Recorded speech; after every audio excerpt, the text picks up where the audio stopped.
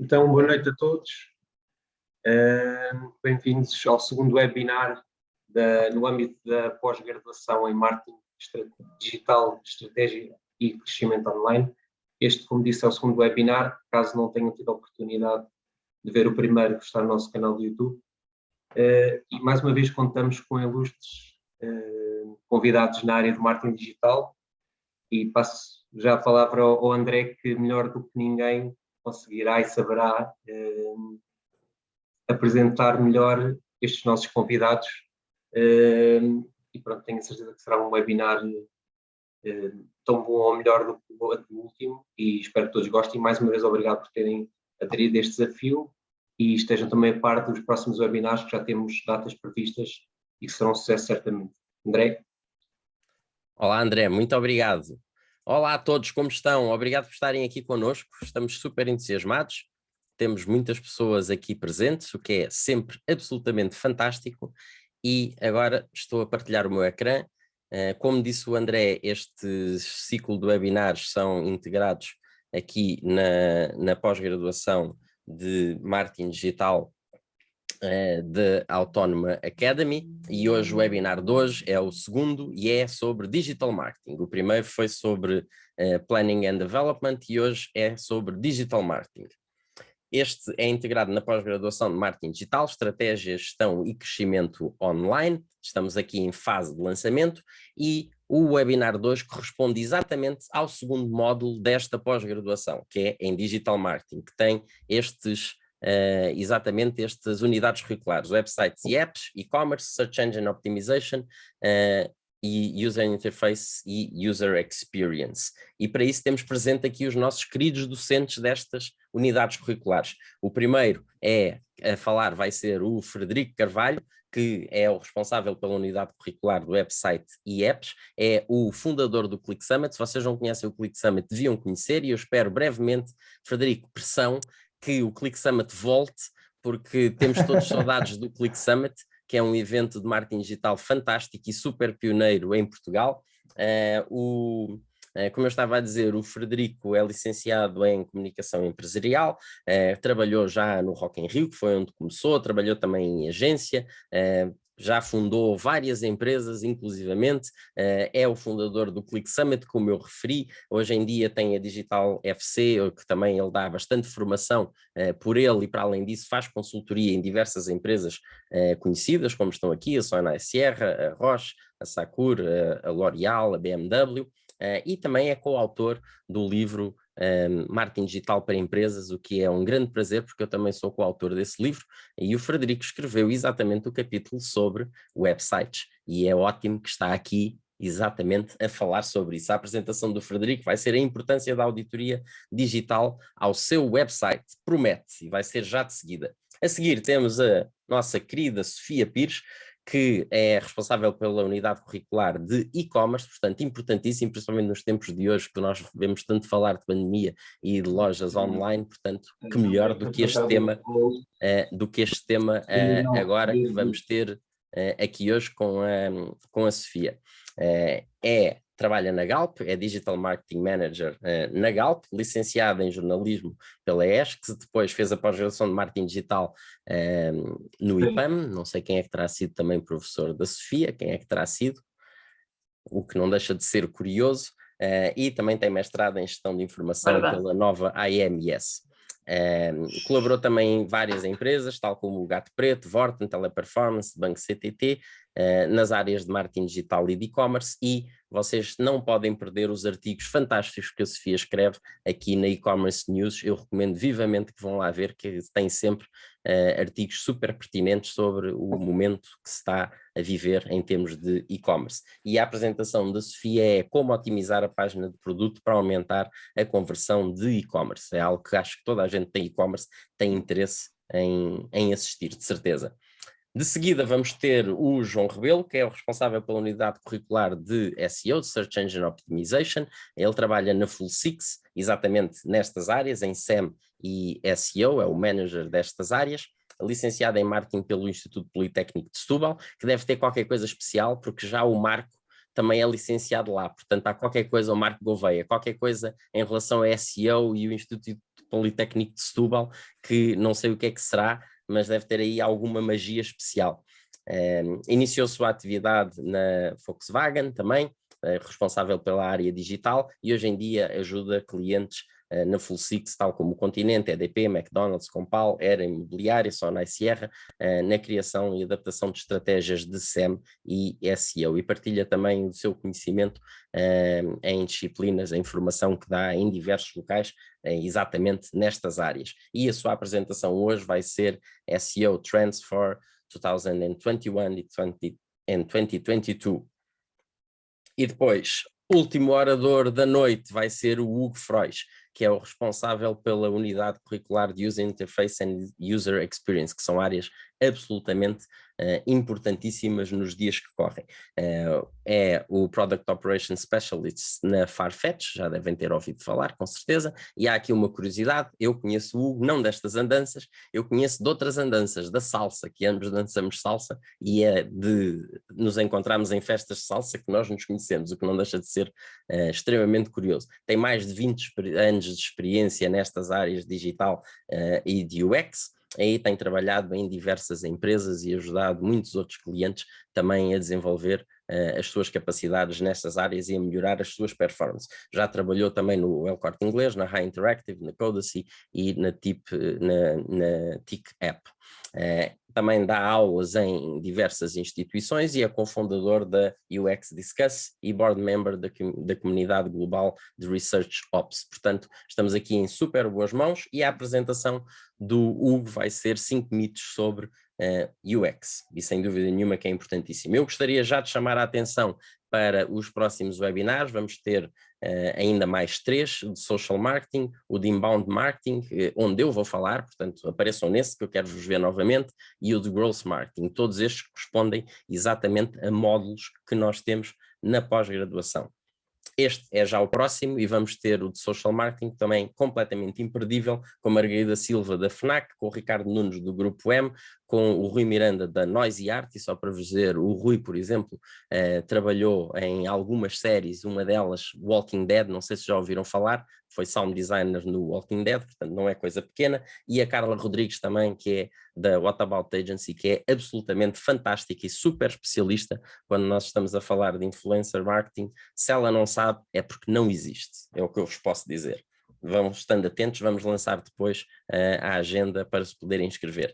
Sigam-nos também nas redes sociais, estão aqui as redes sociais para nos poderem seguir diretamente a pós-graduação. Nós partilhamos muitos conteúdos, não só sobre a pós-graduação, mas principalmente conteúdos sobre marketing digital, que nós queremos é ajudar o mais possível a nossa comunidade a crescer e os negócios também a poderem prosperar através de marketing digital. Portanto, estamos tanto no Facebook como aqui no Instagram.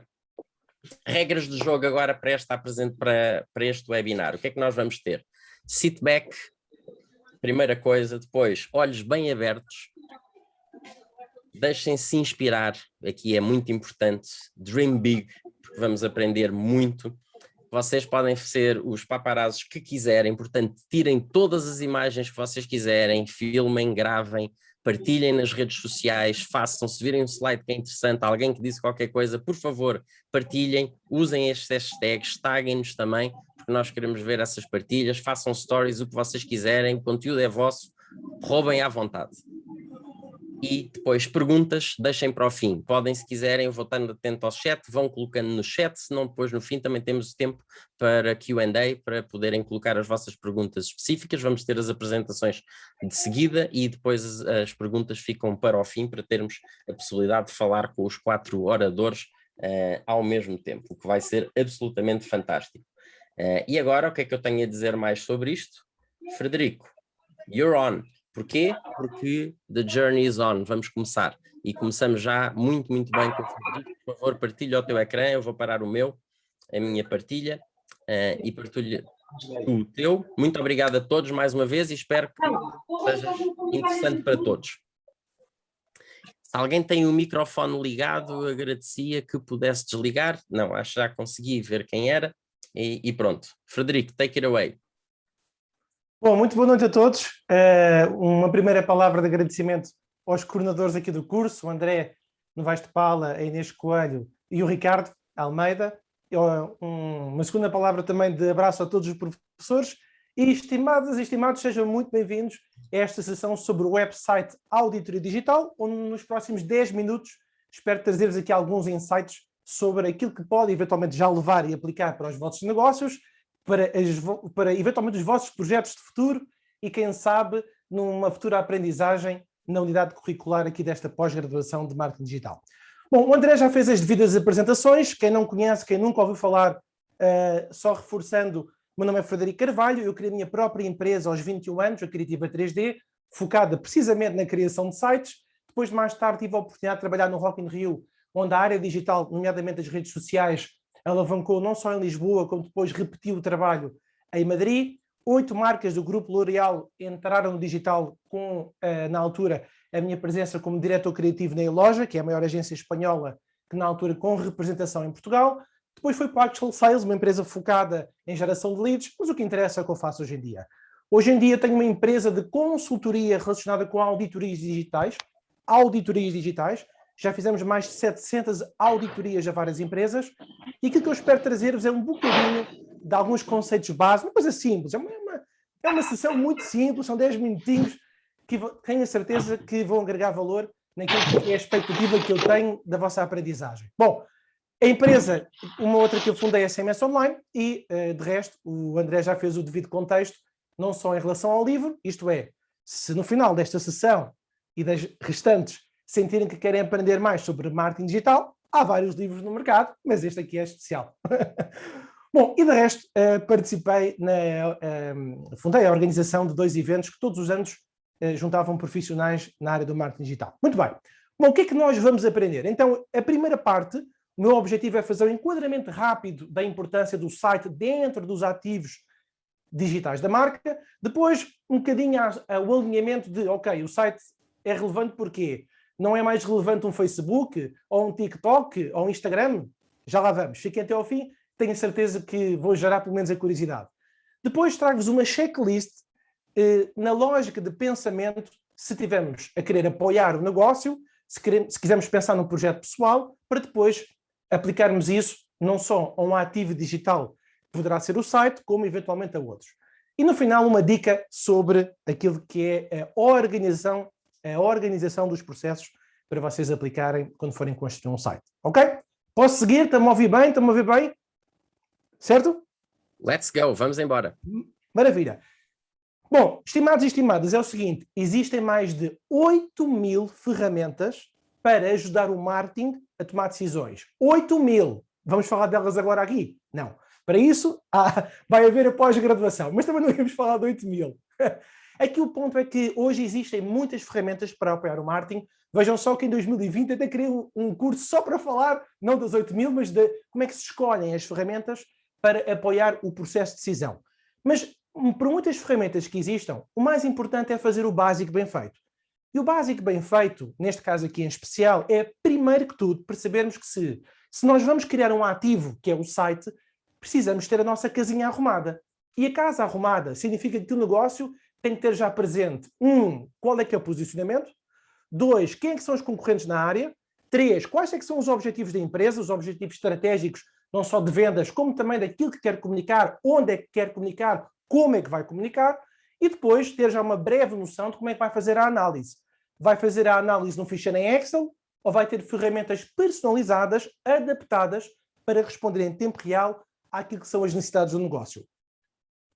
Meus caros, estimadas, isto é, digamos assim, o princípio de tudo. Eu ainda não estou a falar de site, porque para eu começar a falar de site, pressupõe que a empresa tem presente já uma análise de forças, fraquezas, oportunidades e por aí adiante, já tem metas traduzidas em táticas e depois é que passamos para o desenrolar da festa. Ora bem, então de várias conferências onde eu costumo participar na Europa, organizo cá como referi, há aqui uma linha que basicamente todos os profissionais que trabalham na área de marketing estão de acordo, que é estas 3 formas de crescer o negócio. Então, quais é que são estas 3 formas de crescer o negócio? O primeiro, que toda a gente quer, todas as marcas querem, é aumentar o tráfego. Em segundo, é baixar o custo por visitante. Isto é, nós queremos visitas, mas queremos pagar o mais baixo possível para termos essas visitas no site. E o terceiro grande objetivo é maximizar o valor por visitante. Isto é, se eu já gastei dinheiro, se eu já investi o meu tempo, o meu esforço para conseguir levar as pessoas do ponto A para o ponto B, por exemplo, do Facebook para o meu site, então eu quero maximizar uma vez que ele já lá está. Ora, este maximizar é só pensar o seguinte: ninguém vai à Amazon e sai do site sem que a plataforma pergunte: olha, desculpa lá, além de levares este livro, não queres também levar este? Ninguém vai a uma McDonald's, num espaço físico, sem que o funcionário pergunte se eu, por mais 50 cêntimos, não quero o menu superior. Ou quero a sobremesa, ou quero o milkshake. Portanto, aqui o ponto é nós percebermos que no digital nós precisamos de uma escada de valor. Isto é, não chega só a ter uma página que faz o fogo de artifício mortal encarpado e cambalhota para trás, precisamos de um modelo de negócio associado a um ativo digital. Estão-me a fazer entender? Concordam comigo? Faço votos que sim. Portanto, eu quero que vocês imaginem o site como o centro, é o sol da estratégia digital, ok? O site é o centro e tudo o que anda à volta são planetas e cometas. Basicamente estamos a falar de Facebook, Instagram, são planetas e cometas. Porquê? Porque eles vão alavancar aquilo que seria a estrutura principal do site. E para quem não esteja bem a concordar com o que eu estou a dizer, recordo-vos só que há poucos dias tivemos, por alguns dias seguidos, tivemos um dia que foi fatal e depois o outro foi resquícios, como fossem pequenos sismos, das principais redes sociais em baixo. Mas qual foi o ativo que estava online para a maior parte das empresas que estavam estruturadas? Exato, era o site. Portanto, o site é a nossa casa própria. Nós conseguimos mexer a qualquer altura, pelo menos é essa a expectativa, é isso que vão aprender na unidade curricular de website e apps, e nesta casa própria eu controlo a informação, eu controlo a mensagem, eu controlo o que eu quero lá colocar. Ora bem, só que isto é muito bonito, mas precisa de um enquadramento quando nós estamos a falar de meios, de opções. Então, nós temos aqui aquilo que é normalmente o alinhamento quando nós estamos a fazer um plano de meios, que é, ok, eu vou pensar onde é que o site aqui vai se enquadrar. Então, se eu vou pagar, é uma opção. Por exemplo, se eu vou fazer anúncios, é paid media. Se, eventualmente, eu não quero fazer anúncios, mas quero usar relações públicas para que a minha marca apareça noutros sites que não o meu, portanto, eu não controlo, está lá fora, seria earned media. Shared media, por exemplo, se alguém partilhar conteúdo meu nas redes sociais, em fóruns ou em outras plataformas que eu também não controlo, referências. E owned media, ora, é exatamente aqui que eu quero alertar a vossa atenção. No que nós estamos a falar, o enquadramento do site bate num só sítio, que é aquele que eu estou aqui a alavancar nesta pequena sessão, que é na owned media, portanto é um ativo que eu tenho, eu controlo, é o site. É nesta secção que nós estamos aqui a falar, ok? Portanto, a minha perspectiva é muito mais para vocês terem aqui uma visão de negócio para poderem perceber onde é que o site assenta. Ah, mas Frederico, mas o site é realmente relevante? Qual é que é a importância do site? Já não está mais que batido? Bom, turma, é muito simples. Estimados, estimadas, é só olhar para este gráfico que não foi eu que o inventei. Reparem, 94% do comportamento, ou isto é, como é que as pessoas navegam, reparem só nisto. 69% vai à secção de texto do Google. Pesquisar melhor pós-graduação em marketing digital. Pumba, parece logo autónoma. Depois, a segunda parte, Google Images. Vão ver quem são os formadores, aparece lá o João, o Hugo, Sofia, não é? Aparecem logo essas pessoas, entre outros colegas de formação. Mas o ponto aqui é não andarmos a brincar do ponto de vista daquilo que é os dados que já existem. Se os dados dizem que as pessoas começam a navegar através dos motores de pesquisa, porque é que vamos aplicar todo o nosso tempo a criar só um canal de rede social e não diversificamos aquilo que é a nossa estrutura empresarial? Bom, e isto remete-me já a aproximar-me do fim. Mas antes, preciso de falar-vos de uma checklist de análise competitiva e a checklist que é o core desta sessão, que é a auditoria do site. Bom, ninguém começa a fazer um site. Não há nenhuma empresa que começa a fazer um site sem primeiro perceber o que é que o negócio faz. Então, primeiro temos que fazer a análise competitiva. Então, quais são os três concorrentes, os três tipos de concorrentes? Para quem não está familiarizado com este alinhamento de negócios, estamos a falar com, ponto número 1, concorrência direta, isto é, empresas que oferecem exatamente os mesmos serviços e produtos que eu também vendo. Segundo, concorrência indireta, ok? São empresas que vendem os mesmos produtos, mas também operam noutras áreas. Terceiro, concorrentes de substituição. Ou seja, estes são mais difíceis de identificar, porque não oferecem necessariamente o mesmo produto ou serviço, mas competem pelos mesmos recursos ou pela mesma base de dados. ou pelo menos uma base de compradores. Portanto, concorrência direta, indireta e de substituição. Se quiser anotar, toma aí papel e caneta. Receberam? Bom, depois temos os mercados, que é onde é que a empresa está a atuar. Sim, senhora, vamos anotar onde é que a empresa está a atuar. Depois, quais são os sites de concorrente? Tem qualidade ou foi feito chapa 5 no X? Não tem mal, mas tem que estar anotado. Okay? E posicionamento, como é que é? Parece que há uma coisa de jeito quando eu pesquiso produto ou serviço, onde aquele concorrente está a competir comigo. E depois, claro, vamos analisar a concorrência profundamente, qual é que é a estratégia de conteúdo, qual é que é a percentagem de engagement, analisar a informação, qual é que é a análise SWOT, uma análise PEST, categorizar a informação, mas para não estar a ser muito exaustivo, até porque estou-me a aproximar do fim, nós depois temos que comparar essa análise competitiva com os concorrentes. A nossa marca com os concorrentes. E depois disto feito, é que nós passamos para a fase do site. E aqui na fase do site, e isto já toca um bocadinho naquilo que os meus colegas vão falar a seguir. Então, nós temos aqui tópicos que estão tipicamente relacionados com, por exemplo, on-page, ou seja, vou ver o conteúdo, se há conteúdo duplicado, se não há, se o conteúdo que foi colocado está ok. Por exemplo, uma das coisas que muitas empresas falham é nos contactos. Os contactos às vezes estão desatualizados. Ou vou pesquisar à Google e numa página aparece um telefone, noutra página aparece outro telefone completamente diferente que está desativado. Acreditem, isto é uma coisa muito frequente. Demorado até eu já vi muitas marcas que não sabia, a sério que estava aí, não sabia. Depois, claro, depois temos outras áreas, que é os títulos e a descrição. Depois temos o off-page. O off-page é o quê? Backlinks, mas penso que o João vai falar disso aqui um bocadinho, quem sabe. Depois temos a análise técnica, ou seja, velocidade, códigos de erro do site, URLs, são bem parametrizados ou não.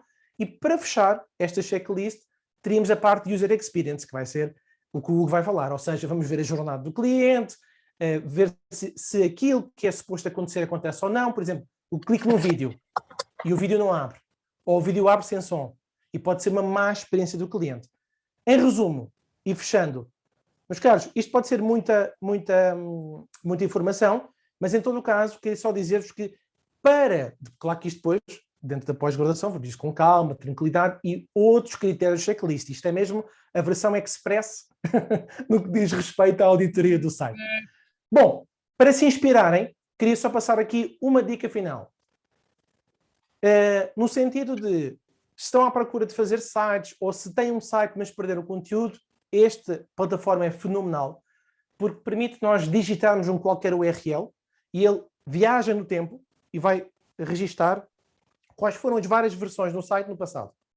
Exatamente. Se eu quisesse ver como é que era o primeiro site da Universidade Autónoma, coloco aqui o URL e automaticamente viajo para trás. Isto pode ser interessante porquê? Esta plataforma tem mais de 600 mil milhões de print screens de conteúdo gravado de sites. Portanto, é como se o meu Frederico Carvalho tivesse gravado em vários momentos da história. E isto é muito interessante porque pode, muitas vezes, dar-vos a oportunidade de irem buscar conteúdo que perderam. Ou seja, imagina contratar uma agência e o site foi abaixo. Pode acontecer que esteja aqui gravado. Bom, e principalmente, este sim é o meu slide final, dizer-vos o seguinte: no dia, na hora que decidirem construir um site, e atenção, que eu não faço sites, na altura do campeonato onde me encontro, isto é, no meu momento profissional, eu dou bitites sobre como fazer, porque já fiz muitos. Exemplo, podem consultar todo o site da Geostar, que é a maior agência de viagens em Portugal, foi feito pela minha empresa, e outros vários que, entretanto, o André já elencou no princípio. Mas há uma regra muito importante que eu gostava que levassem, que é, seja para fazer sites, seja para um projeto digital, não há cá o chamado brainstorming. Pessoal, brainstorming é fixe em 1995. Hoje, se querem fazer uma reunião produtiva, é muito simples. Pessoal, amanhã temos às 3 da tarde, portanto, combinam com a vossa equipa, uma reunião para falarmos sobre o novo site da empresa. Tragam inspirações, o que é que vocês acham que pode agregar valor, e depois cada pessoa na reunião traz um valor acrescentado para a reunião. Coisas inspiradas, feitas em cima do joelho, numa reunião, é perda de tempo. As pessoas vêm preparadas e cada pessoa dá um contributo se achar que pode fazê-lo. Quer dizer, estou a dizer amanhã, mas é só um exemplo, ok? Portanto, é do brainstorming para o brainwriting ou vice-versa, mas coisas feitas em cima do joelho não vão funcionar porque o site depois não vai transparecer uma qualidade que não é aquela que vocês querem. Muito bem. Bom, espero ter sido útil. Então, o meu objetivo foi primeiro fazer-vos o enquadramento no site dentro dos ativos digitais da marca, alertando-vos que primeiro precisamos de uma estratégia empresarial e depois é que começamos a pensar no resto dos ativos, nomeadamente o site. Muito importante não se esquecerem daqueles 4 eixos muito relevantes que têm a ver com aquilo que eu pago, aquilo que é meu, aquilo que eu partilho e, nomeadamente, aquilo que eu posso ganhar por exemplo, ter relações públicas associadas, portanto, é o tal paid, own, shared e shared, acho que é disso. Depois falei sobre a checklist da análise competitiva versus a checklist da auditoria do site e fechei com esta dica final. Espero ter sido útil. Há uma questão, é muito fácil encontrar nas redes sociais. Muito obrigado. Frederico Carvalho, foi fantástico. Foram 10 minutos, que foram mais do que 10 minutos, mas foram fantásticos. E liguem-se também ao Frederico, sigam no LinkedIn e nas outras redes, que ele partilha sempre dicas fantásticas. Sofia, agora é contigo. Ok. E assinei a newsletter do Frederico, que também é ótima. Só aqui um momento. Estão a ver já? Todas as sextas-feiras. Já estamos a ver. Por isso, se assinarem hoje, ainda recebem a da manhã. Ok. Então, Força. Boa noite a todos. Antes de mais, muito obrigada pelo convite a todos portanto, ao André, à Inês, ao Ricardo, pelo convite para estar aqui presente hoje e também como docente desta pós-graduação. Eu hoje venho falar-vos um pouco da minha paixão, que é o e-commerce, digamos assim. É um mercado, é um negócio que está em crescimento e, como tal, venho-vos aqui falar um pouco da minha experiência e de algumas dicas de como otimizar a página de produto para aumentar a conversão de e-commerce. A página de produto é, sem dúvida nenhuma, a página mais importante de um website de e-commerce, porque é aqui que o cliente, que o consumidor, que o utilizador faz a sua decisão de compra.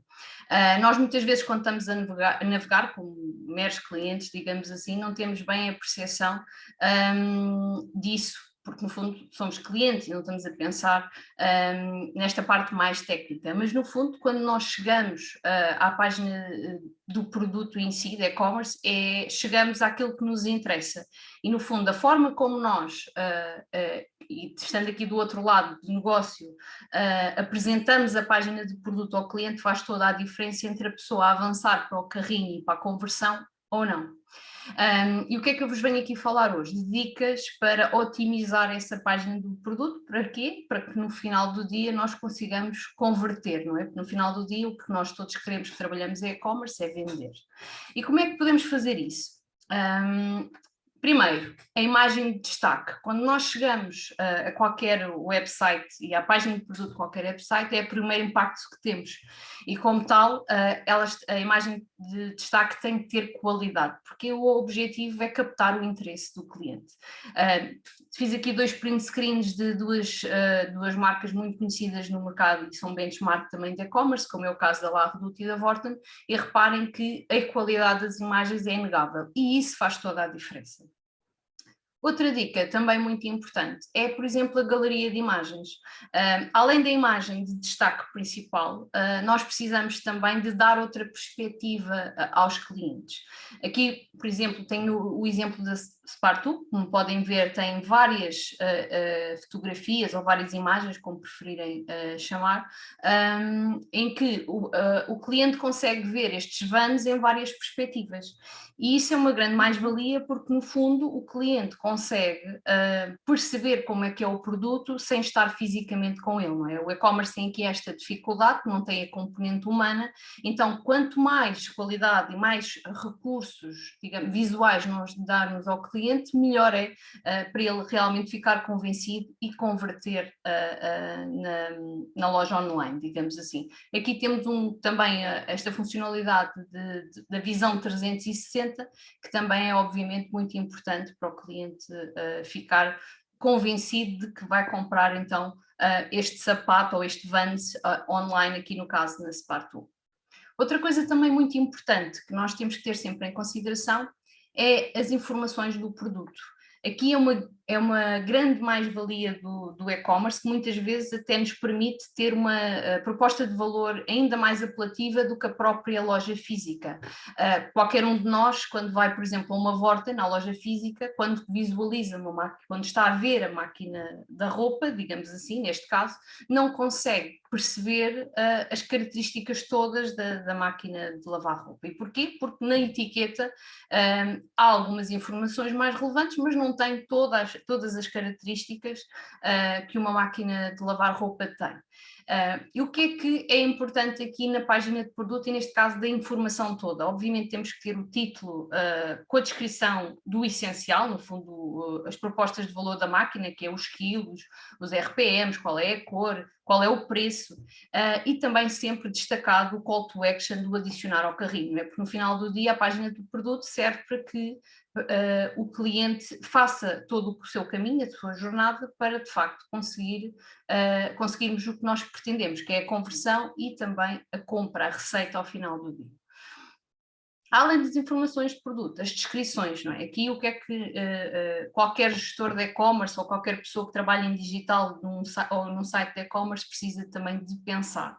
Nós, mais uma vez, não temos o contacto físico com os nossos clientes, logo temos que tentar agarrá-los, digamos assim, de outra forma. O copy, as imagens, os vídeos, todas as informações, por exemplo, no caso aqui da ASUS, que é um benchmark internacional de e-commerce, eles têm simuladores dos tamanhos para a pessoa não se enganar com as devoluções dos produtos, ou seja, para não se enganar no tamanho, se for o caso da roupa, se for os sapatos também o número, tudo isto conta para a pessoa decidir comprar online. Toda esta informação, o copy ser apelativo, as imagens serem apelativas, são essenciais para que realmente a pessoa decida comprar e siga todo o fluxo até à conversão e até à receita no final do dia, à compra que todos nós tanto queremos, digamos assim.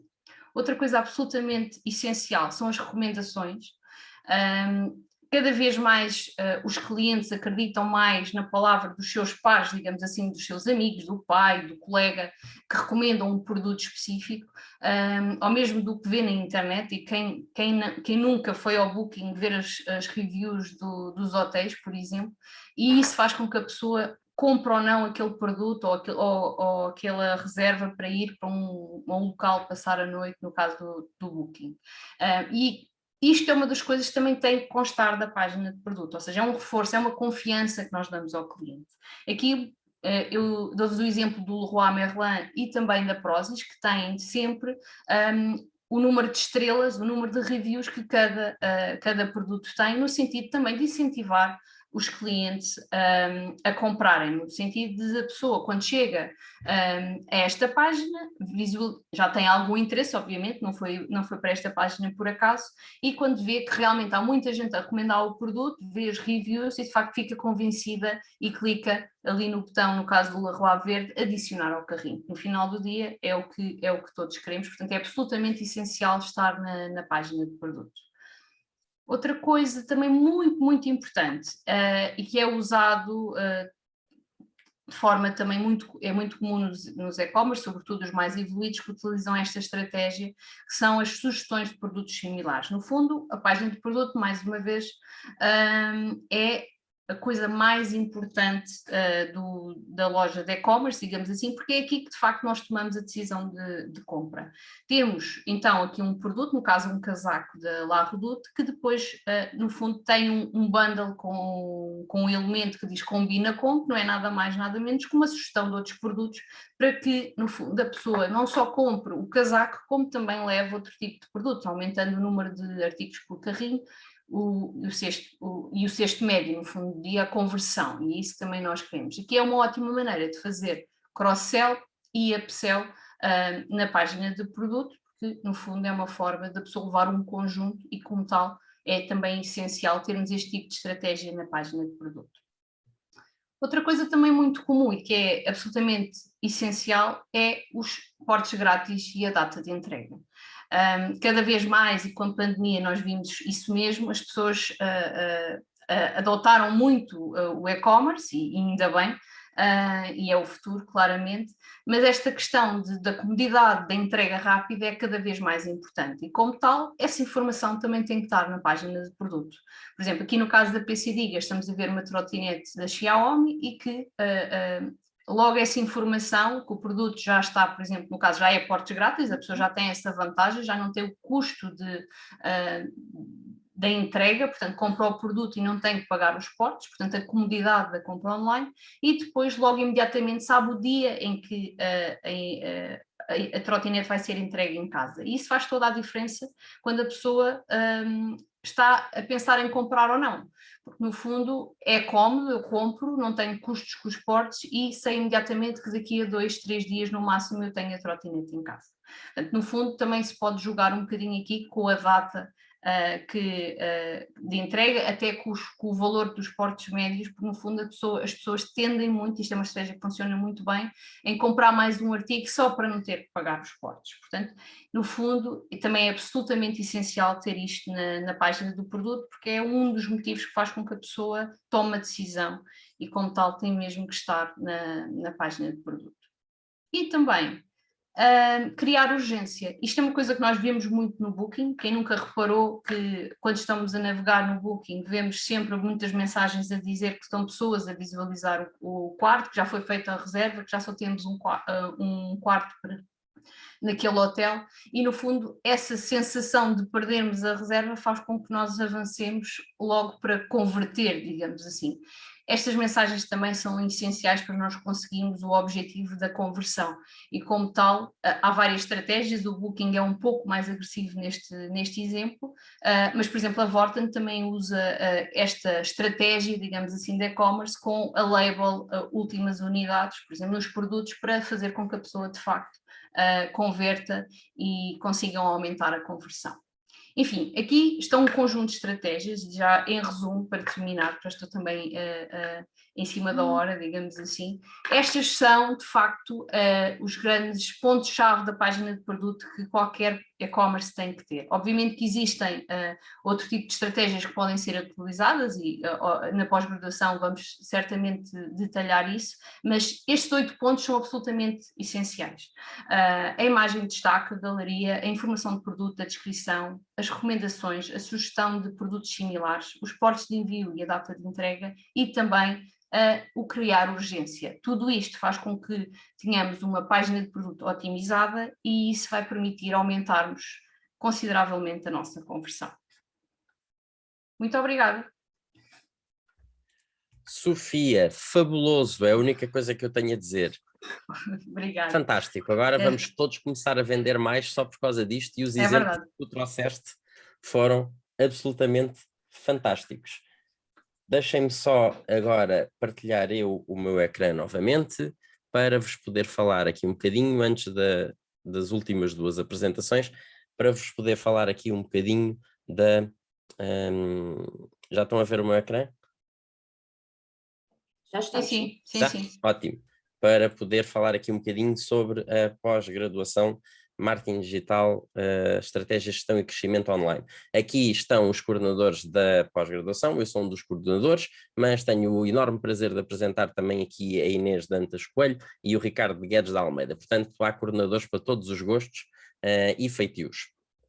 Muito importante é o nome da pós-graduação, Estratégia, Gestão e Crescimento Online, porque é exatamente nisso que nós queremos focar. A parte estratégica é extremamente importante, a parte de execução também é importante, tudo com o objetivo de nós conseguirmos fazer com que a empresa possa prosperar através das atividades digitais. Esta pós-graduação será 100% online e são 5 meses, portanto, de janeiro a maio de 2022. 180 horas no total, 144 horas teóricas, mais 36 horas práticas, com docentes especialistas, cada um nas suas matérias, como exatamente vocês estão a ver agora aqui nestes fantásticos exemplos. Nós temos 6 módulos com 21 unidades curriculares, 6 laboratórios digitais e um projeto final. Como é que são a estrutura das aulas? Nós temos aulas gravadas que as pessoas podem ir vendo ao seu tempo, claro que têm que manter um ritmo.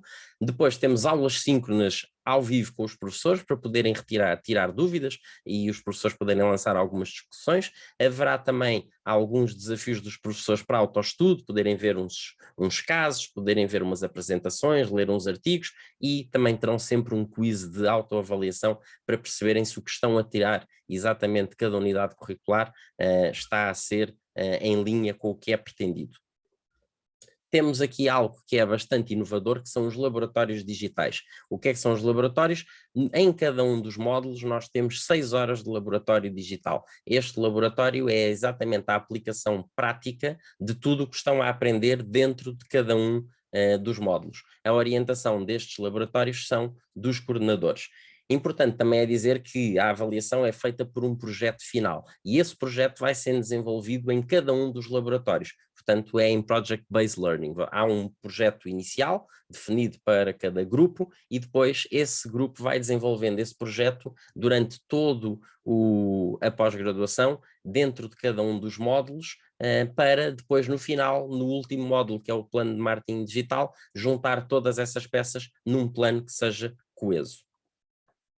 Estão aqui os módulos que nós temos: o módulo de Planning and Development, o de Digital Marketing, ao que corresponde este webinar, o de Social Marketing, o de Inbound Marketing, o de Growth Marketing e depois o de Plano de Marketing. Estão aqui depois as unidades curriculares de cada um. Cada módulo tem 4 unidades curriculares e depois tem 6 horas de laboratório, 3 mais 3, como eu tinha dito. Portanto, estão aqui as diversas unidades curriculares de todos estes importantes módulos que nós achamos que realmente cobre quase todas os temas de marketing digital. Muito importante é esta mensagem que nós somos um curso integrado e não uma coleção de matérias. E isto foi pensado exatamente para ter um fio condutor desde o princípio ao fim, e podem ver isto pela sucessão de módulos e depois exatamente pelas unidades curriculares que temos dentro de cada um desses módulos. E boas notícias, as inscrições estão abertas, já temos alguns inscritos, mas queremos mais, queremos aqui um grupo fantástico para arrancar com esta pós-graduação já em janeiro. Podem ver aqui depois mais informações, eu já vou pôr no chat o link para vocês poderem descobrir mais sobre a pós-graduação. E também não deixem de nos seguir aqui nas redes sociais, eu também já vou colocar no chat, e sigam-nos e partilhem também. E mais do que tudo, se tiverem alguma questão, nós, coordenadores, estamos perfeitamente disponíveis para ajudar com o que for necessário da vossa parte. Queremos é que tenham todas as informações disponíveis. E pronto, com isto, não tenho mais nada para dizer agora sobre a pós-graduação e partimos já diretamente para a apresentação do João. Força, João.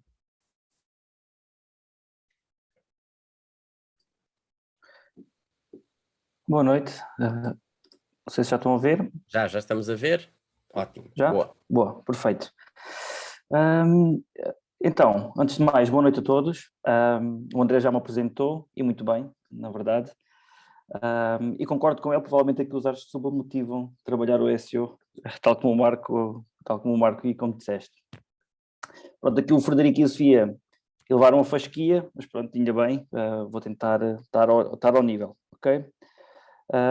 Hoje vou falar sobre SEO e sobre algumas tendências que considero atuais e também que acredito que sejam de futuro.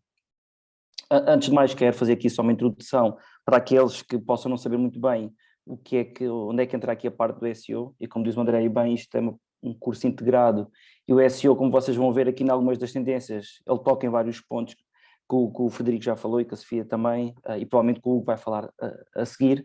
Portanto, o SEO, na verdade, é o Search Engine Optimization, numa tradução literal é a otimização para os motores de pesquisa.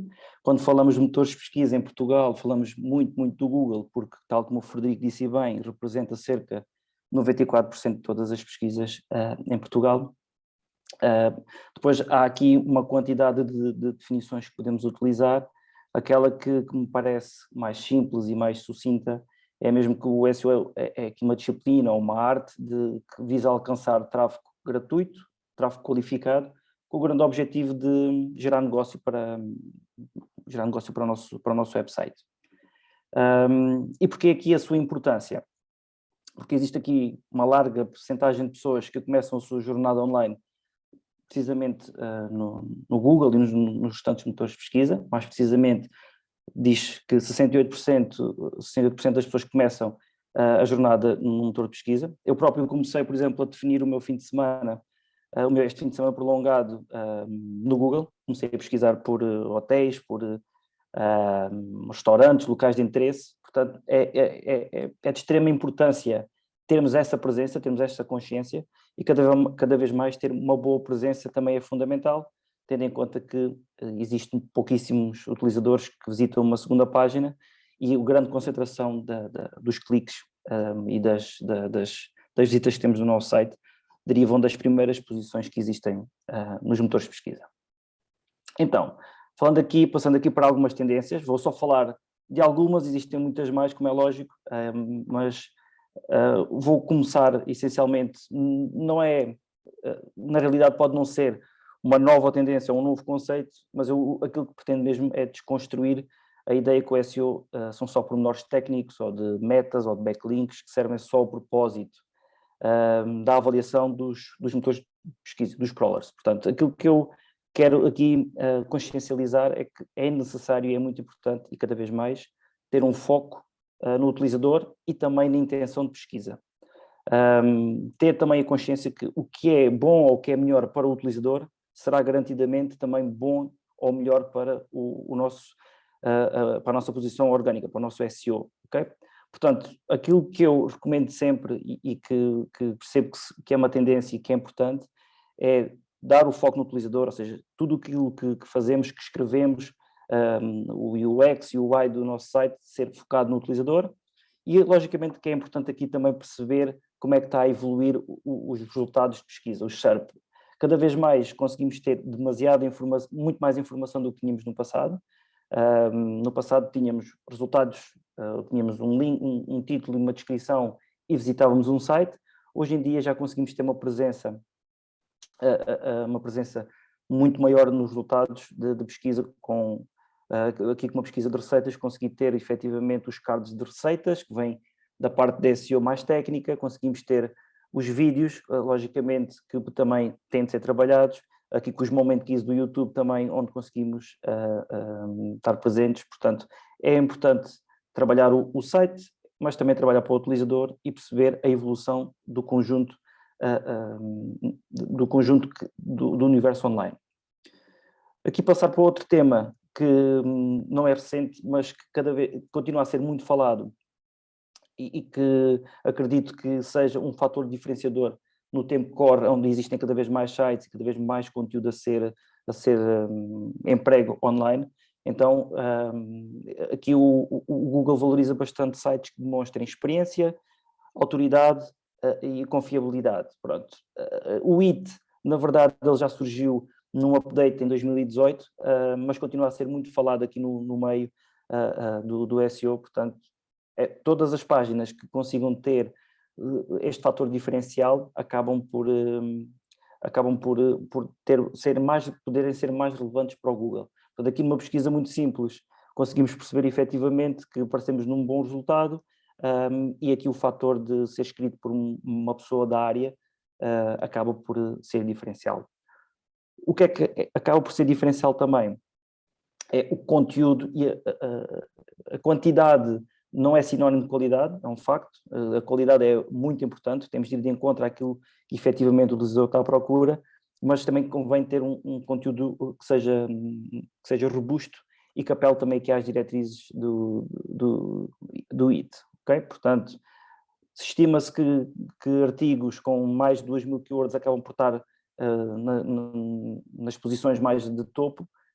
Portanto, aqui acabo por sugerir também que seja feito aqui um trabalho que tendo em conta o site, tendo em conta o utilizador, mas tenha em conta também aqui o conteúdo. Aqui outra questão que é muito importante é tocar em diferentes pontos, ou seja, é fundamental cada vez mais trabalhar o site, mas também o page, o on-page e o off-page. Portanto, é fundamental otimizar a presença digital em vários pontos, não restringir aqui o raio de ação apenas ao nosso site. Aqui numa pesquisa conseguimos ver, antes de entrarmos no nosso site, várias respostas e provavelmente até nos inibe de entrar no site. Não tira a importância do site, mas também é importante olhar para isto. Ou seja, temos aqui informação de morada, contacto telefónico, horário, direções, temos aqui uns cards do Google My Business com as ofertas, temos aqui sobre a empresa que é alimentado de diversas áreas, como Wikipédia, temos os destaques, horas de afluência, portanto, isto é super importante alimentar o YouTube, o Google My Business, a Wikipédia e por aí fora, porque, na verdade, aqui os resultados de pesquisa acabam por ser uma montra, e antes de entrar na loja ou no site, neste caso, é importante ter uma montra que tenha uma informação consistente.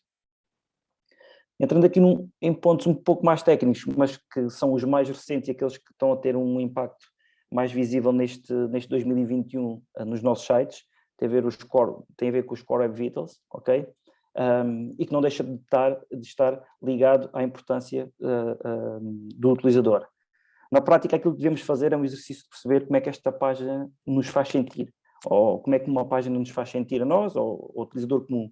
Não apenas se ela é acessível aos crawlers, mas também se, naturalmente, que é necessário envolver aqui uma abordagem cada vez mais centrada no utilizador, ou seja, se o site é rápido e é fácil das páginas carregarem, quanto tempo é que as páginas respondem às nossas interações, como é que, se é fácil de navegar ou não, porque na realidade o site ele deve-nos ensinar a navegar e não devemos nós ter de aprender a navegar nele. Mas pronto, aqui à partida o Hugo também falará nisso.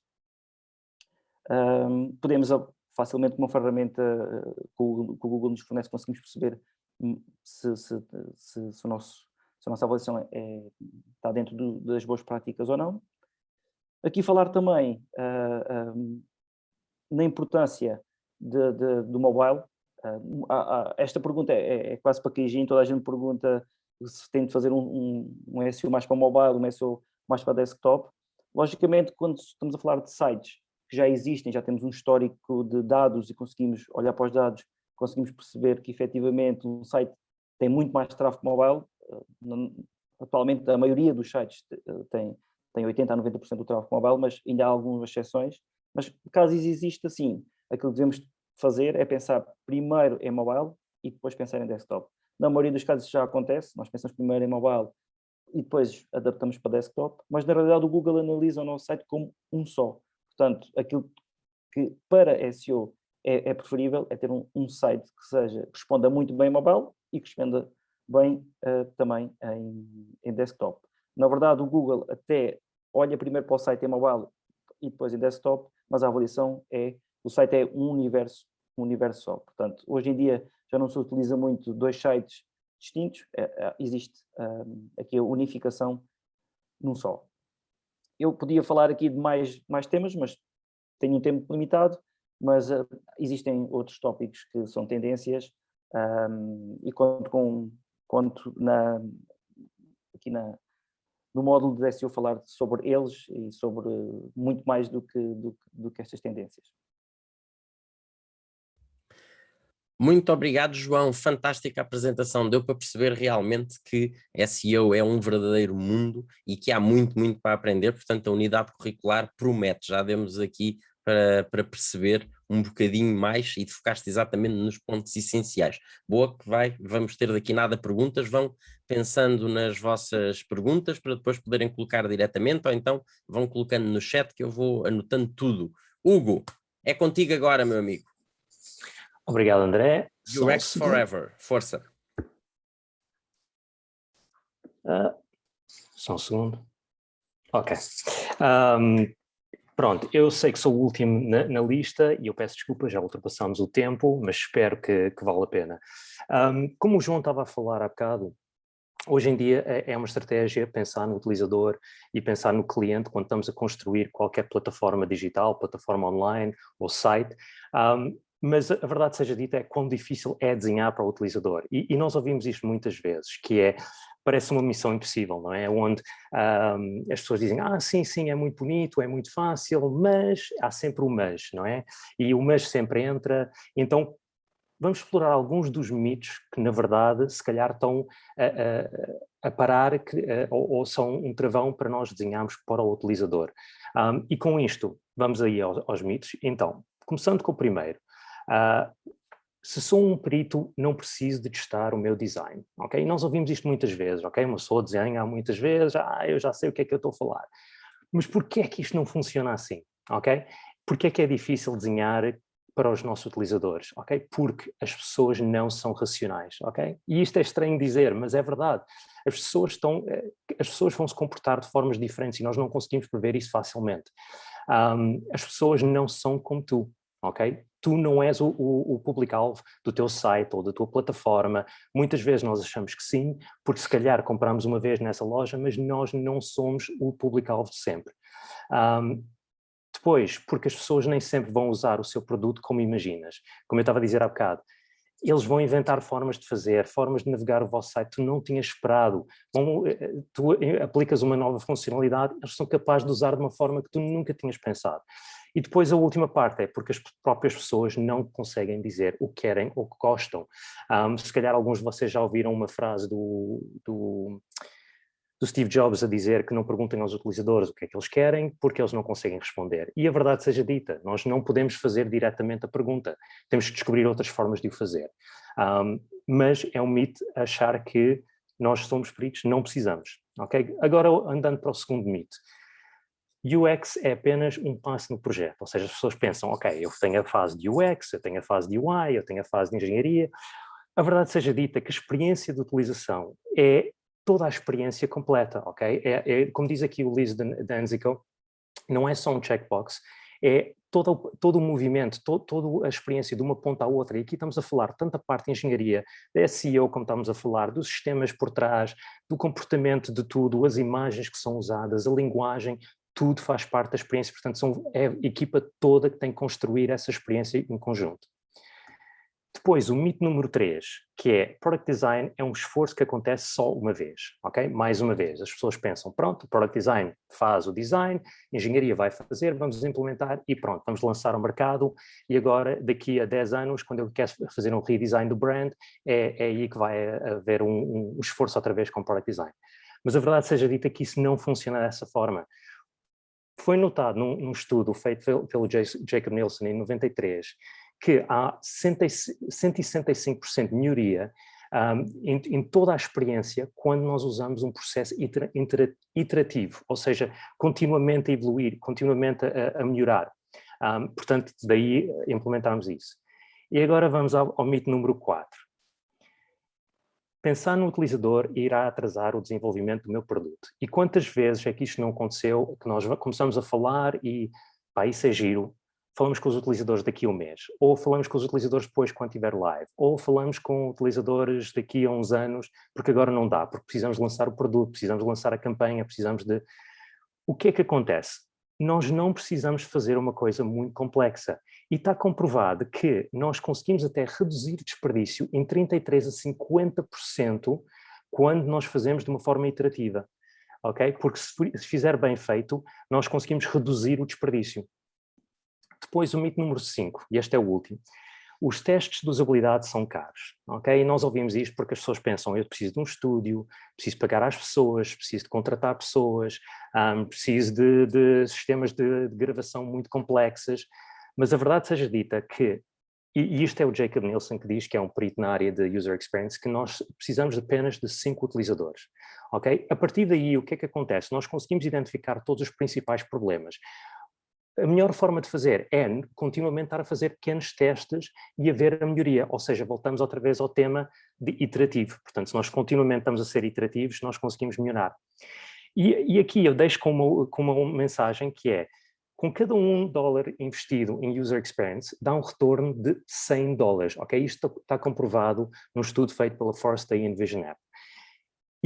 E para acabar, ou seja, não é para acabar, mas vou-vos deixar aqui com uma parte que é o que é o custo de não desenhar para o utilizador, ou seja, isto é a parte que as pessoas acham, sim, é uma coisa muito gira, é muito trending, mas será que nós devemos fazer? Vamos ver alguns casos, ok? A Betamax, por exemplo, em 75 a Sony lançou a Betamax, ok? Tinha melhor qualidade, tinha melhor sistema, tudo era melhor do que todos os concorrentes. O que é que acontece? Em 76, um rival lançou a VHS, mas a Sony não disponibilizou a tecnologia da Betamax, enquanto os concorrentes disponibilizaram a tecnologia deles em 74. Ou seja, de repente, mais quatro empresas começaram a disponibilizar a VHS. O consumidor vai escolher o sistema que está mais disponível, o VHS. E então, em 88, a Sony teve que lançar o VHS, tiveram que ceder às pressões, e a Betamax deles nunca conseguiu atingir a meta que devia ter chegado. Depois temos a Yahoo. A Yahoo, em 2002, controlava 21% do mercado de publicidade online, ou seja, eles eram líder no mercado. Em 2005, eles perderam a oportunidade de comprar a Google por 1.000 milhões. Depois, em 2006, novamente perderam a oportunidade de comprar a Facebook. O que é que foi o resultado? Em 2016 tiveram que vender, foram comprados pela Verizon por apenas 4,8 mil milhões. Se nós formos falar de um gigante como a Yahoo, isso é um valor baixíssimo. E depois o Nokia, que é o nosso último exemplo, que era... Eles tinham uma coisa quase inédita, que era, controlavam 41% do mercado em 2007. Mas ao mesmo tempo, em 2007, a Apple lança o iPhone. O que é que acontece? A Nokia passou o resto do tempo a correr atrás da Apple. Em 2010 lança o sistema operativo Windows para tentar acompanhar, mas já foi tarde demais. E depois, em 2013, a Nokia foi comprada pela Microsoft. Ou seja, todos estes foram marcas que não prestaram atenção ao que é que o mercado, o que é que o utilizador, o que é que o cliente queria ou precisava, e a evolução do mercado. Perderam-se. O sucesso do seu produto é definido pelo utilizador, ok? Isto é uma mensagem muito importante. Sem eles não somos nada e o produto não é nada. O nosso site, toda a nossa plataforma online não é nada sem esses utilizadores. Portanto, vamos parar com a conversa e vamos começar a desenhar para o utilizador. E deixo aqui. Pronto. Fantástico, Hugo. Bem, e vou-te dizer uma coisa, se dúvidas houvesse que a qualidade de uma apresentação, do design de uma apresentação é importante, a tua deitou isso tudo por terra, porque a tua apresentação está linda. Eu confesso que estou aqui a morrer de inveja e gostaria de conseguir fazer apresentações assim tão cleans e bonitas e funcionais como a tua. Tenho que me esforçar mais ou tirar um curso de design ou nascer outra vez, acho eu. Foi muito, muito boa e passaste imenso valor em tão pouco tempo. Muito bom, só 10 minutos. Fantástico. E fantástico também todos os outros oradores. Obrigado, Frederico, Sofia, João e mais uma vez Hugo. E agora estamos abertos a questões. Força, quer questões do público, podem ligar diretamente o microfone e perguntar ao orador que quiserem o que vos apetecer, podem fazer perguntas sobre a pós-graduação, podem usar o chat que eu tenho aqui, ou bate-papo, como gosta o Zoom de chamar, que eu tenho aqui aberto também, é com vocês. Força, quem é que faz a primeira pergunta? Não tenham problemas em perguntar o que quiserem. Vá, temos que ter pelo menos uma pergunta, temos tantas pessoas aqui online connosco, quero pelo menos uma pergunta da audiência. Quem é o primeiro? Está tudo com vergonha. Enquanto vão pensando, olha, já temos aqui, ótimo, o Eduardo faz uma pergunta fantástico. Faz ainda sentido existir um blog? Quem é que vai pegar nisto? Deixem-me pensar, vou ali atirar para o João primeiro, porque sim, também é acho que SEO sim. e tudo, portanto vai ali para o João, que é para matarmos logo essa pergunta de uma vez. Depende, do ponto de vista da SEO, eu diria que faz mais sentido ter um único site e que exista área de conteúdo se for relevante para o utilizador. Agora, ter um blog à parte de um site... Eu penso que é o blog no site, é o blog dentro do site. Estar alojado no site, sim, também penso que Uma sim. área de conteúdo eu diria que faz sentido. O blog depende das marcas, mas sim, em termos de SEO pode fazer sentido, sim. Pronto, boa. Fred, queres acrescentar alguma coisa? Concordo, eu acho que a expressão que o João usou foi uma área de conteúdo que para algumas marcas pode ter o nome de blog, para outras pode ter o nome de destaques da semana ou dar-lhe um nome qualquer. Eu acho que o mais importante para as pessoas é perceber que para podermos ter uma marca com presença digital não basta ter uma página estática que depois não acontece mais nada para além disso, é preciso estar a alimentar com informação recente para que a Google pense assim, para lá, que este site aqui, esta empresa é especialista neste tema que está a comentar. E por isso, ter conteúdo relevante no site, em formato de blog ou noutro tipo de conteúdo que lhe queira chamar, é sempre relevante. E já agora, Sofia, que é para termos aqui as 3 pessoas que têm a ver com o site e com conteúdos e tudo mais, site de e-commerce deve ter blog ou não deve ter blog? E já tens aqui 2 perguntas só para ti. Já vi.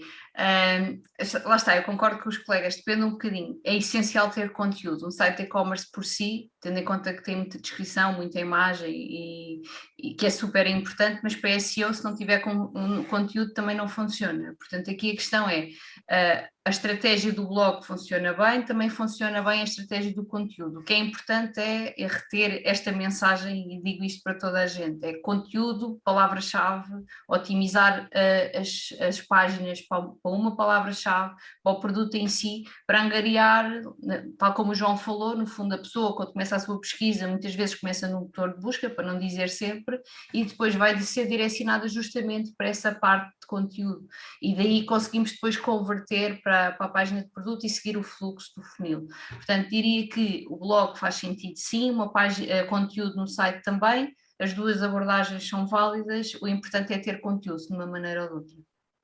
Boa, Sofia, esta pergunta é já para ti, portanto, é do PBH, referiste o Booking.com nos exemplos, o que é que mudarias na página deles? Foi uma ótima pergunta e que também está aqui relacionada com os meus colegas. O Booking, de facto, é uma das maiores empresas do mundo, como todos sabemos, e é também uma das que mais investe em testes AB e em testes de usabilidade. Curiosamente, o site do Booking, acho que se calhar sou consensual, diria eu, em termos de layout não é espetacular, mas a verdade é que funciona, e justamente por causa disso é que eles não mudam. Ou seja, eles fazem milhares de testes AB, eles testam com os utilizadores, veem o que é que funciona e vão fazendo pequenas alterações. Nunca fizeram uma grande alteração no layout, justamente porque as pessoas são de hábitos, não é? É um bocadinho fazem aquilo que nós pensamos que não vão fazer, e a verdade é que converte muito bem. Aquelas mensagens que eu falei de criar urgência, que eles usam frequentemente e até de forma bastante agressiva, digamos assim, funcionam muito bem. Eu diria, em termos de design e de layout, claramente acho que precisava ali de um lift, como eu costumo dizer, mas a verdade é que quando nós vemos, o Hugo poderá certamente corroborar aquilo que eu estou a dizer, quando nós testamos o que o utilizador faz, quando nós vemos o comportamento do utilizador, percebemos que tal e qual como está, neste caso do Booking, funciona e converte bem, então eles têm mantido e fazem ligeiros ajustes. Portanto, em termos... E isto é que é a boa prática, ou seja, não é nós acharmos, ok, faz sentido fazer isto e a boa prática tem que se fazer, mas depois tem que se testar. O marketing digital e o e-commerce tem sempre esta componente de teste muito importante, porque muitas vezes o que nós achamos que faz sentido pode não fazer sentido para o nosso utilizador. E o Booking é benchmark nessa matéria e eles fazem muitos testes e é por isso que mantêm as páginas tal como estão, com ligeiras alterações, e já foi evoluindo ao longo do tempo, mas de facto a fórmula resulta e eles têm mantido. A equipa que ganha não se mexe. É como fantástico. Obrigado, Sofia. Eu digo por brincadeira muitas vezes que eu não sou designer e conseguia fazer com que o site da Amazon, com que o eBay, com que o Craigslist fossem todos mais bonitos. Iam vender mais? Não, de certeza absoluta. Essa é que é a questão. Eles não estão interessados em fazer sites bonitos, eles estão interessados em vender. O negócio deles é esse. E Hugo, passo para ti então, já que estamos a falar disto, e podes também dar uma palavrinha sobre este tema, e depois aqui temos uma pergunta da Silvia, muito interessante, em relação a UX. Podemos dizer que o óbvio precisa de ser dito? Ou depende qual é o óbvio. eu precisa de ser testado? Mas lá está, o que acontece é que, pronto, há várias partes aqui. A parte de ser óbvio, o que nós achamos que é óbvio muitas vezes não é. Ou seja, nós assumimos que muitas coisas nós achamos que vai funcionar assim, ou que vai, e nós colocamos em frente a um utilizador, como a Sofia estava a dizer, e eles vão usar de uma forma que nós não estávamos à espera. Eles vão partir aquilo completamente. Eu já vi pessoas numa sala a ver um teste de usabilidade onde começam a dizer: o que é que ele está a fazer? Ele não está a perceber o meu produto, ele não está a perceber o que ele quer, é suposto fazer, ele está a... E isto começam a chamar o utilizador de parvo, ou de idiota, ou não sei o quê. O que é que acontece? O design é que está mal. Ok? Mas nós temos que assumir isso, ok? Isso é muito difícil. O que nós temos que dizer é que, voltar à primeira parte, nós não somos utilizador. ok? O utilizador são os nossos clientes, ou são as pessoas que vão utilizar o site. Grande verdade. Pronto. Isso mesmo. E tu, em relação à questão do óbvio precisa de ser dito, o que é que tu dizes sobre isso? É testar, testar, testar, experimentar, testar, formular novas hipóteses, implementar, Mas também é analisar preciso dados. saber o propósito por qual tu estás a testar. Tu precisas entender, imagina, por exemplo, a Booking, fazem testes AB, como a Sofia bem estava a dizer. Só que fazer testes AB só pela questão de fazer testes AB não te vai valer nada. Vai destruir o teu site, vai estragar a tua experiência, se não estiver bem pensado. O que acontece é que tu tens que pensar nestas coisas, tens que pensar no impacto que isso vai ter. E depois mesmo alguns testes, mais vale colocar em frente a um utilizador, outros testes tu tens que fazer antes de colocar em frente a um utilizador. Portanto, há várias coisas a fazer e nenhum caminho é o certo. Ou seja, todas as empresas estão sempre a descobrir novas formas de fazer. Portanto, dizer que é óbvio, nesta parte do user experience nada é óbvio. Obrigado. Mais aqui uma pergunta de e-commerce, storytelling ou copyright na página de produto? Sofia. É uma ótima pergunta. Aqui, no fundo, nós temos que, de alguma maneira, fazer captar a atenção do cliente. O storytelling, muitas vezes, é o que faz chegar o cliente ao site, não quer dizer que não se possa fazer também. E aqui também podemos fazer testes de conteúdo. Eu acho que um bom copyright é excelente, e se tiver a componente, no fundo, de engagement, e conseguir com o storytelling também fazer com que a pessoa chegue à página de produto e depois converta, tanto melhor. São coisas diferentes, mas que, bem trabalhadas nas várias fases do funil até chegar à página de produto, fazem todo o sentido. Agora, o que é importante é ser um copy clean, simples, direto, que capte o interesse da pessoa para converter, não é? Porque também não podemos ter textos demasiado longos, nem histórias demasiado compridas, digamos assim, porque estamos na página de produto. A pessoa tem que, no fundo, quando nós chegamos a uma página de e-commerce, temos a questão do above the fold, não é? Temos que estar ali a visualizar logo o primeiro impacto, é a imagem, a descrição do produto, o título, o preço, e depois temos que captar o interesse para ela, de facto, depois ver o que está por baixo. E aí nós temos margem, não só para colocar as características do produto, as mais-valias do produto com um bom copyright, e muitas vezes quando estamos já ligados ao produto e queremos saber ainda mais, vamos fazendo scroll e aí já temos espaço, e muitas vezes isso acontece nas lojas de e-commerce, já também textos mais numa vertente de storytelling, com imagens, com o que se chama conteúdos enriquecidos, digamos assim, com vídeos, com GIFs, com mais informação. Portanto, diria que há espaço para os dois, o copyright sem dúvida, sobretudo se for mais hard selling, mas também tem que ser aqui uma componente criativa, muitas vezes para captar a atenção do cliente e fazer com que eles cliquem no botão adicionar ao carrinho. Obrigado. O Eduardo depois diz que é um caso de uma empresa de contabilidade por causa da questão do blog. E agora esta pego eu. Acho que faz todo o sentido. Claro que é preciso analisar um pouco melhor, Claro. Mas é ótimo podermos ter o blog e dar notícias, explicar questões relacionadas com contabilidade, principalmente todas aquelas que são as dúvidas que os potenciais clientes que nós queremos angariar podem colocar. Depois, a partir daí, não só temos o blog a trabalhar em termos de SEO para tráfego orgânico, como podemos alimentar as nossas redes sociais, encaminhando tráfego diretamente para o nosso blog que está dentro do nosso site, e que depois as pessoas podem descobrir mais sobre os nossos serviços e captar clientes assim. Podemos alimentar também uma newsletter só pelo facto de ter blog. Podemos fazer campanhas de search também para alguns conteúdos escolhidos desse blog. Podemos fazer promoção de conteúdos nas redes sociais também para o blog, que mais uma vez, onde é que está o blog? Dentro do site. Portanto, eu diria que à partida o blog é uma boa ideia e pode ser realmente considerado. Depois, é preferível ter redes sociais ou abdicar das mesmas caso não haja conteúdos regulares? Pergunta o PG ou a PG, não sei. E qual é que é a vossa opinião? É uma uma publicação regular boa? Fred, deixo esta para ti, mas digo já que nós vamos ter o próximo webinar, que é no dia 10 de novembro, vai ser exatamente sobre redes sociais, portanto vai encaixar que nem uma luva nesse. Fred, rapidamente, tu queres responder a esta? Acho que o mais importante é perceber que hoje não há estar num sítio e não estar noutro. O mais importante hoje numa marca é diversificar. Mas acima de tudo também não se esquecerem que seja a rede social, seja o site, seja o blog, seja o ativo qualquer que venham a pensar para trabalhar a vossa marca no digital, isso requer tempo. Qualquer um que está aqui, qualquer um profissional vai dizer que ter um blog é fixe, não é? Ter uma rede social é nice. O problema não é esse, o problema é, há tempo, há 2 bracinhos para poderem produzir. Conseguimos calendarizar hoje, no vosso processo, no caso do Eduardo, no seu processo, por exemplo, tempo para escrever? Se sim, arranca. Se não, retraímos a estar em redes sociais mais estratégicas. Portanto, abdicar das redes sociais totalmente não, só que em vez de estar em 5 ou 6 ou 7, se calhar estamos 2 ou 3 que são mais direcionadas para o negócio. É a minha opinião. Não, e concordo perfeitamente com o que tu disseste. Mesmo em termos de estratégia ou qualquer outra atividade, nós temos que saber que nós somos um fator limitante. Por isso, se não conseguimos fazer, não adianta sequer tentar. Temos que limitar a melhor estratégia do mundo à nossa capacidade de executar. E isso exatamente aplicar exatamente a mesma coisa a redes sociais ou outro tipo de atividades. O melhor que nós conseguimos fazer dentro da nossa disponibilidade. E atenção que a disponibilidade é o nosso tempo ou a nossa capacidade de pagar a alguém para fazer isso, que também pode ser perfeitamente essa possibilidade. E, Frederico, tens aqui mais uma pergunta. Referiste aqui a percentagem de engagement dos conteúdos do site dos concorrentes. Como é que podemos fazer essa medição?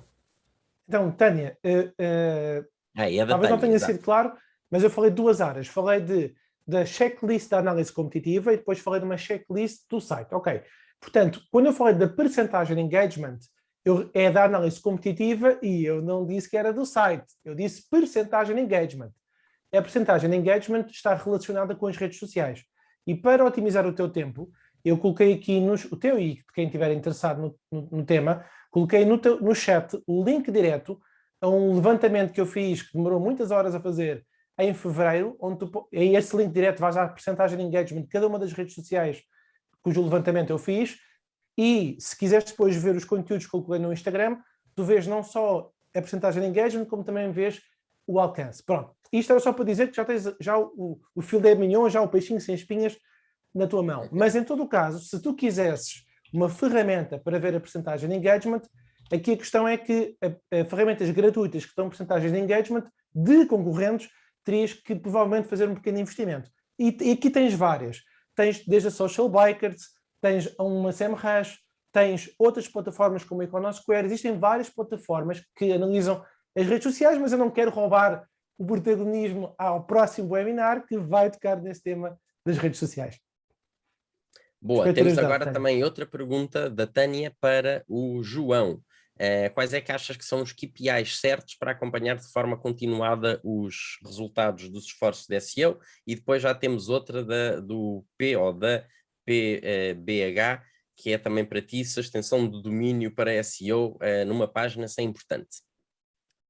Ok, então, em termos de KPIs, logicamente que eu trabalho muito para resultados e acho que toda a gente trabalha para algum tipo de resultado. Então olho muito para o tráfego orgânico e para as conversões, leads orgânicas. Portanto, aí é o primeiro passo. Tudo aquilo que fazemos tem de se traduzir em mais visitas ao nosso site orgânicas e em potenciar um negócio também. Logicamente que também faz sentido olhar para fazer uma keyword research e através dessa keyword research definir keywords estratégicas e perceber as posições que temos. E depois há muitas outras mais técnicas que podemos acompanhar, como o PageSpeed, o Site Health, há uma quantidade delas, mas eu diria que as principais estão relacionadas com tráfego orgânico, conversões orgânicas e posições orgânicas nos resultados de pesquisa.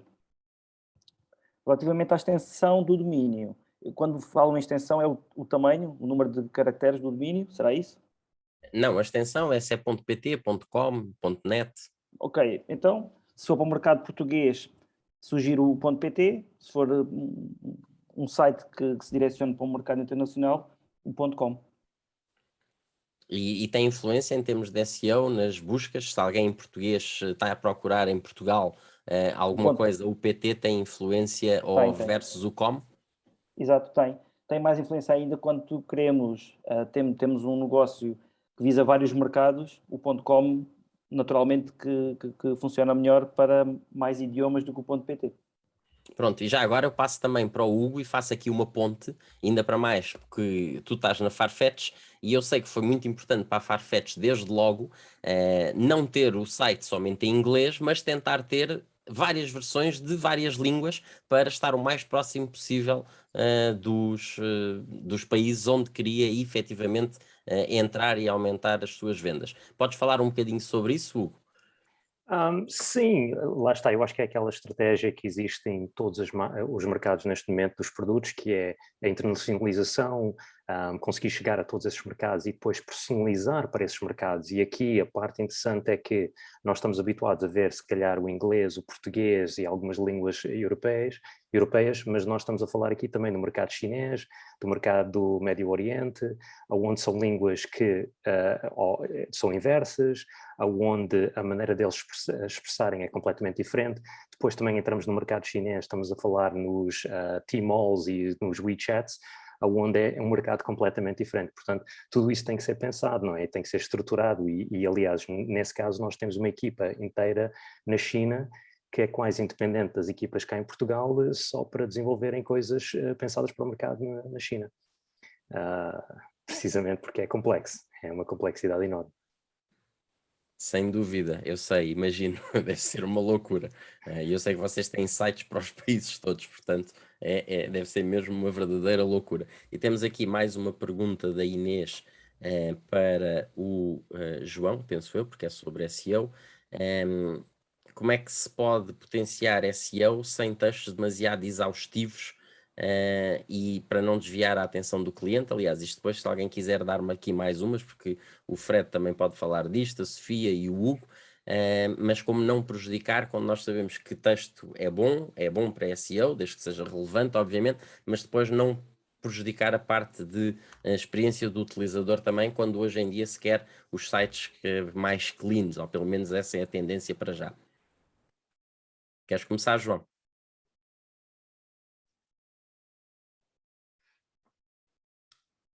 João, estás a ouvir? Acho que ele bloqueou. Acho que sim. Sofia, Mas queres é- pegar nisto? Como também fala de... Sim, ou seja, toda esta componente de Assim, na SEO. verdade, o Tesla, que são Eu já estava a websites falar das marcas. João, então Sim, fala, porque nós deixámos de ouvir. Parece que pois bloqueaste foi. durante um bocadinho. Bloqueei. Estão a ouvir agora? Sim, Sim. perfeitamente. Pronto. Loud and clear. Pronto, eu bloqueei. Ficou aqui parado. Então, estava a dizer que estamos a falar de logo duas marcas, dois sites, ou três, onde a concorrência não precisam de ter aquele conteúdo e aquela diferenciação, porque eles por si só conseguem estar bem posicionados. Mas eu acho que já foi falado aqui que tem de haver aqui um equilíbrio, logicamente. E conseguimos ter páginas, por exemplo, nós já falamos hoje da Vorten, e a Vorten tem páginas que respondem a pesquisas como Black Friday, eletrodomésticos, máquina de lavar, onde está lá conteúdo, mas depois tem as páginas de produto. Lá está, não falei de links hoje, mas os internal links servem também para isto, que é, eu entro numa página de conteúdo ou numa página de produto e tenho conteúdos relacionados, que é, entro num produto do eletrodoméstico e quer saber mais informação, vou para uma página que tem mais informação. Ou o inverso, entro a saber como é que posso instalar sei lá, o novo iOS da Apple, mas depois direcionam para o novo modelo. Portanto, aqui eu acho que tem de haver um equilíbrio e temos de perceber bem para que é que cada página serve, mas o SEO vive de conteúdo. Sim.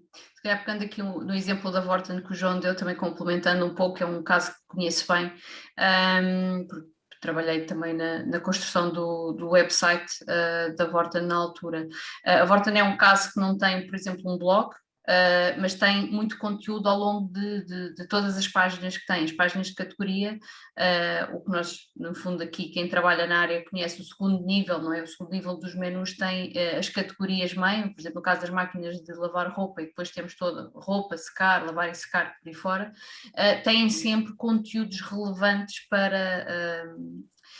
para os clientes, digamos assim, ou seja, não há um blog separado, mas no fundo tem uma cadeia de conteúdo ao longo da jornada da pesquisa do cliente e muitas vezes respondem a questões que fazem depois o cross-sell com os produtos, mas, por exemplo, o que é importante para comprar uma máquina de lavar, no fundo, que é, nós quando vamos ao Google, é justamente estas perguntas que fazemos: como fazer, qual o melhor frigorífico, e no fundo nós temos que responder a essa, nós enquanto marketeers ou enquanto gestores de e-commerce ou especialistas em SEO, temos que perceber também aqui um bocadinho a opção do cliente, o que é que o cliente precisa de resposta, e é nesse sentido que os conteúdos têm que ser desenvolvidos. E se vocês tiverem a oportunidade de navegar um bocadinho no menu da Vorten, é justamente isso que acontece. Vocês têm imensos conteúdos que visam justamente responder a estas questões que os clientes fazem e depois encaminhá-los para a página de produto para, no fundo, converterem. Mas muitas vezes este conteúdo está estruturado de forma a responder às questões e é de uma forma não, ou seja, não há keywords repetidas 50 vezes no mesmo texto, sem critério, porque isso não faz sentido e até pode nos prejudicar em termos de SEO. Portanto, no fundo, os conteúdos têm que ser construídos com base nos nossos objetivos, mas sobretudo nas necessidades do cliente, é responder àquilo que o cliente procura, e nós, no fundo, damos-lhe essa informação e com essa informação vendemos também os produtos que temos disponíveis no caso, no nosso e-commerce ou no marketplace, ou o que quer que seja que estejamos aqui a falar. Hugo, já agora aproveito e diz-me como é que se consegue equilibrar estes dois mundos do ponto de vista depois de design, não é? Vamos falar de mesmo design e sabemos que temos o lado técnico, temos o lado das informações que as pessoas precisam, e como é que conseguimos equilibrar? Vai rapidamente, que já estamos aqui. Muito rapidamente. O que o João disse, e com muita razão, estas marcas têm a sorte que eles já têm muitos links a virem para o site, portanto, obviamente eles vão ter um ranking que vai subir, não é? Portanto, eles podem ter um site clean, eles podem não ter conteúdo, ok? Porque lá está, eles já estão num ranking bastante alto em termos de marca. Depois, o que acontece é que é precisamente, nós temos que encontrar aquele equilíbrio, como tu bem estavas a dizer, entre texto e a maneira como o texto está escrito e a maneira como a página está programada também é muito importante, porque se o motor de busca consegue encontrar a informação que ele precisa o mais rápido possível, aí ele também consegue indexar melhor. Agora, o que é que acontece? Se tu escreves e está escrito de uma forma e depois o código é muito complexo e não sei o que, ele perde-se ali a tentar indexar as coisas, depois se o que tu estás a escrever estás à procura de keywords, não estás a tentar ser uma mensagem coerente, consistente, ele te começa a indexar também, espera, esta pessoa não sabe do que é que está a falar. Portanto, o Google está cada vez mais inteligente e então ele começa a olhar para a experiência e começa a olhar para os textos e diz, isto é uma história coerente, ele está-me a dizer coisas que valem a pena, ou seja, aqueles landing pages que fazíamos antes de marketing, que era só para angariar pessoas ou não sei o que muitos produtos fazem, o Google hoje em dia diz, isto é porcaria, desculpa lá, eu já não quero estas, portanto, lá está. Tem que ser muito bem pensado, mesmo quando vamos fazer conteúdo temos que pensar, não é só escrever e pensar, pôr palavras-chave. Fantástico, muito obrigado, Hugo. André, deixa-me só dar aqui 30 segundos, força. É muito rápido. Estou a contar, 30, 29. Para a Inês e para as restantes pessoas. Enquanto eu estive à espera, fui ver no instantinho o site da Apple. Inês, o site da Apple tem 2.400 caracteres e se tu reparares bem, utiliza uma técnica que o João há bocadinho fez referência. Se tu desceres tudo até cá abaixo, ele tem uma listagem de vários links que apontam para vários URLs que têm a ver com o conteúdo interno. Portanto, técnicas de SEO eles utilizam.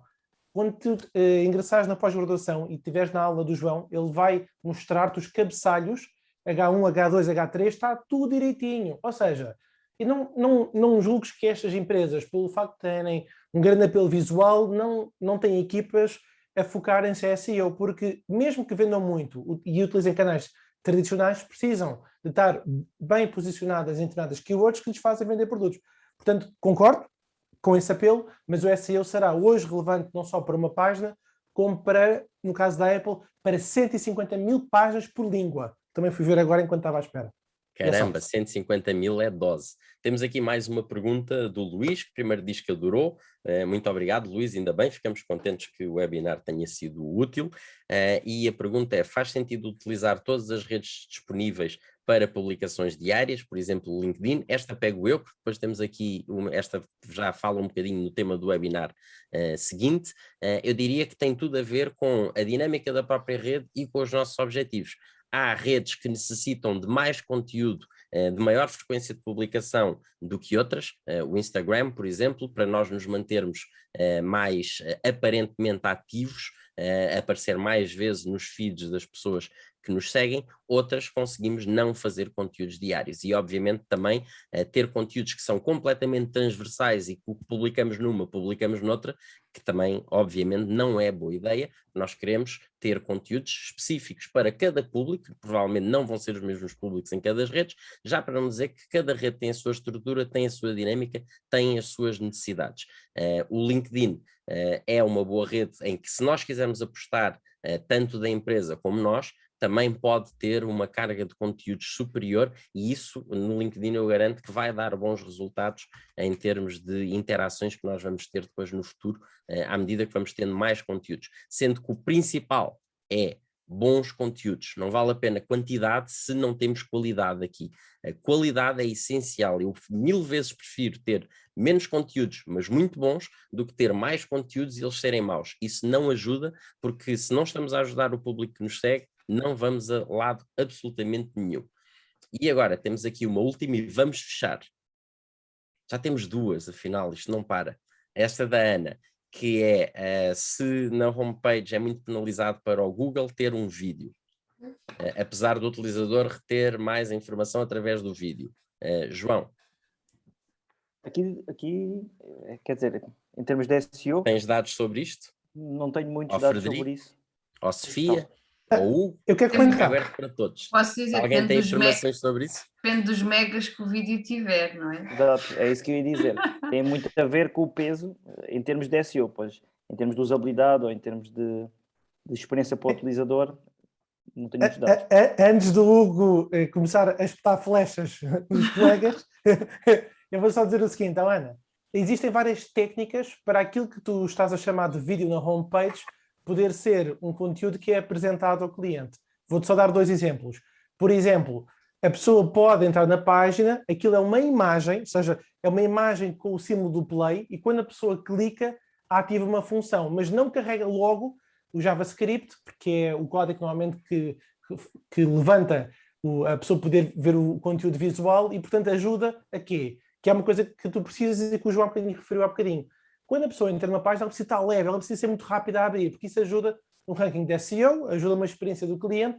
Portanto, existem várias técnicas. A imagem com o símbolo do play, a pessoa clica e depois abre em pop-up, ou abre num website, ou abre numa janela em HTML. São várias técnicas que podem ser utilizadas.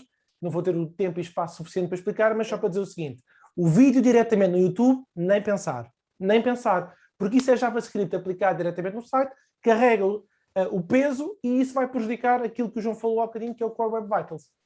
Exatamente. Muito obrigado. E esta última, que é para fecharmos mesmo, que é do Francisco, mas é super interessante, portanto não vou dar a perder isto, esta oportunidade. E Sofia, é para ti, ainda para mais que tu tens a experiência da Vorten. Marketplace, como é que é? Vai descredibilizar as marcas ou é realmente o negócio é bom demais e tem que se ignorar alguns pontos negativos que possam vir daí? A Amazon já faz isto há muito, muito tempo. Agora as marcas em Portugal estão a fazer, a FNAC, a Vorten, outras. O que é que tens a dizer sobre isto? Qual é a tua opinião? Sem deixar de olhar para o lado do negócio, que isso também é importante. Claro que sim. Em termos de negócio, sem dúvida que é uma grande mais-valia e é a tendência, e não é por acaso que quase todas as marcas maiores, digamos assim, estão a seguir um bocadinho o exemplo da Amazon. Em termos de experiência, depende da forma como é feito, ok? É mais complexo, obviamente, quando nós temos um marketplace, já não temos todo o processo controlado por nós, digamos assim, portanto há sempre um risco, mas depende também do investimento em que nós fazemos em montar todo o processo, não só da plataforma, como depois toda a parte de pós-venda, as encomendas, o transportador, enfim, como é que os fornecedores fazem. O que temos visto, eu concordo e percebo o sentido da pergunta, porque de facto alguns marketplaces que nós vemos agora a florescer em Portugal e em outros países também, tem alguma, em termos de qualidade ou de experiência, é um pouco duvidosa, mas às vezes enfim, pode depender de vários fatores, o negócio é demasiado apetecível e não há budget para fazer tudo by the book, então vamos fazendo como podemos, não é? Não estou a dizer que é boa prática ou não, mas depende muito. Eu acho que é perfeitamente possível coexistir a loja online e o marketplace, ou mesmo o marketplace, com qualidade, sem descredibilizar a marca ou o negócio em si. Agora, claro, depende da forma como é feito. Há bons exemplos no mundo e em Portugal e também há maus exemplos, mas pronto, claro que sim, em termos de negócio, sem dúvida que é uma tendência e que vale a pena, mas tem os seus riscos, ok? É sempre diferente, nós temos o controle de A a Z, quando temos uma loja online nossa e toda a componente, desde a transportadora, os pagamentos, tudo do nosso lado, quando estamos dependentes de terceiros, temos sempre aqui um risco associado, mas nada que com regras e com um business case muito bem definido não seja execuível. Aliás, não é à toa que a Amazon é o que é e é justamente o marketplace. Muito obrigado, Sofia, e agora com isto vamos encerrar. O Mica e eu fechamos aqui a sessão. Muito obrigado em nosso nome, em nome da coordenação também de Inês e do Ricardo, da Autónoma Academy, e o meu muito obrigado aos nossos fantásticos oradores, à Sofia, ao Frederico, ao João e ao Hugo por estarem aqui connosco e terem partilhado tanta informação útil. Eu acabei de pôr no chat também novamente as nossas redes sociais, sigam-nos, e também coloquei a página da pós-graduação, por se vocês quiserem mais informações, e nós estamos sempre disponíveis para ajudar. Para além disso, não deixem de se ligar a estes fantásticos oradores, liguem-se a eles no LinkedIn, enviem-lhes convite, digam que eu estive no webinar e gostei muito e está aqui o convite, liguem-se a eles para poderem aprender com eles todos os dias. O que eu vos tenho a dizer é muito, muito obrigado, foram um público fantástico, as vossas perguntas foram fabulosas, e não se esqueçam, dia 10 estamos aqui outra vez, inscrevam-se e estejam atentos a tudo o que nós vamos lançando até lá. Obrigado a todos, e com isto fecho então a sessão. Espero que tenha sido útil e que tenham aprendido muito. Eu, pelo menos, garanto que aprendi. Muito obrigada. Boa noite, Boa noite, a todos. obrigado. Obrigada. Obrigada, boa noite. Tchau. Tchau, Muito prazer. obrigado, boa noite. Boa noite. Boa noite, obrigada.